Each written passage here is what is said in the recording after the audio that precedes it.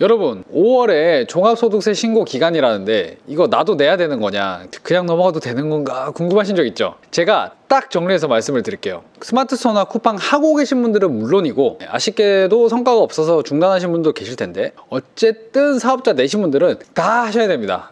프리랜서나 뭐 엔잡러 3.3% 인건비 처리된 소득이 있는 분들도 종합소득세 신고는 다 하셔야 됩니다. 아니, 나 스마트스토어 해가지고 번 돈도 없는데 무슨 세금을 내 하시는 분들도 신고는 하셔야 되고요. 번 돈이 없는데 세금까지 내야 된다 생각하면 이제 화날 수도 있는데, 무조건 세금 내라는 게 아니라 세금 신고를 하셔야 된다는 얘기고요. 오히려 환급을 받는 경우도 있거든요. 그러니까 너무 나쁘게만 생각할 건 아닌데, 다만 이 세금 신고라는 게 어쨌든 좀 골치 아픈 건 사실이잖아요. 뭐 어떻게 되는지 잘 모르겠고. 그래서 제가 이번에 스마트 스토어나 온라인 판매하시는 분들이 가장 쉽고 저렴하게 종합소득세를 셀프로 신고하는 방법 알려드릴게요. 이 방법으로 내가 세금을 내야 되는지 아니면 환급을 받을 수 있는지도 바로 알 수 있거든요. 세금은요, 몰라 한다고 그냥 넘어가는 거 없습니다. 귀찮다고 신고 안 하면 무신고 가산세 내야 되고요. 늦으면 납부지연 가산세 내야 됩니다. 그러니까 대충 넘기면 안 되고요. 이번 영상 꼭 보세요. 제가 쉽게 알려드리겠습니다. 일단 종합소득세가 뭔지나 좀 알고 넘어가겠습니다.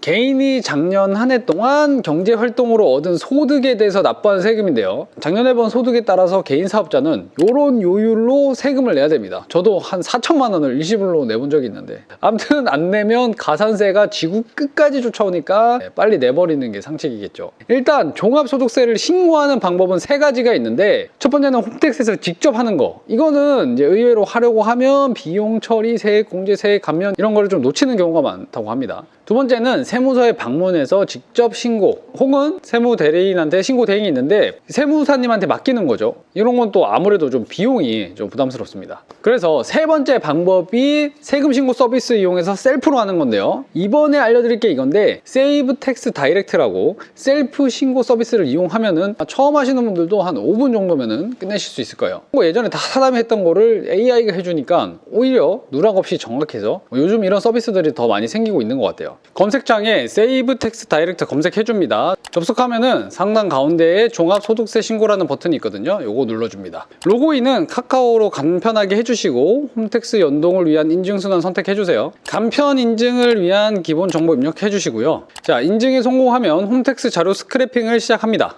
홈 화면에서 세금 신고 진행 상태를 확인할 수 있는데요. 최초 스크래핑이 완료된 후에 홈 화면을 통해서 신고 작성 화면으로 이동할 수가 있습니다. 수입 확인 메인 화면인데요. 귀속 연도 총 수입을 확인할 수가 있습니다. 조회가 안 된 수입이 있으면 직접 추가할 수도 있고요. 홈택스에서 조회된 수입을 확인할 수 있는데요. 사업장, 프리랜서, 근로, 기타 소득을 확인할 수 있습니다. 한눈에 딱 정리돼서 보이니까 좋죠. 자, 홈택스에서 조회되지 않은 수입이 있으면 직접 이렇게 추가할 수가 있는데요. 유튜브도 있는데, 저처럼 유튜브 하신 분들은 유튜브에서 받은 수입도 입력을 해야 됩니다. 수입을 입력했으면 이제 비용을 입력해야겠죠. 수입에서 비용을 뺀 금액에다 세금을 매기는 거니까 비용은 꼭꼭 다 챙겨 넣어야 됩니다. 확정되지 않은 비용은 상세 화면에서 직접 확정을 해야 되는데요. 비용으로 안 잡힌 거는 꼭 챙겨서 다 입력을 해주시고요. 자, 이렇게 수입과 비용을 넣으면 예상 세금을 확인을 할 수가 있습니다. 최소에서 최대 세금을 미리 이렇게 확인을 할 수가 있는 거죠.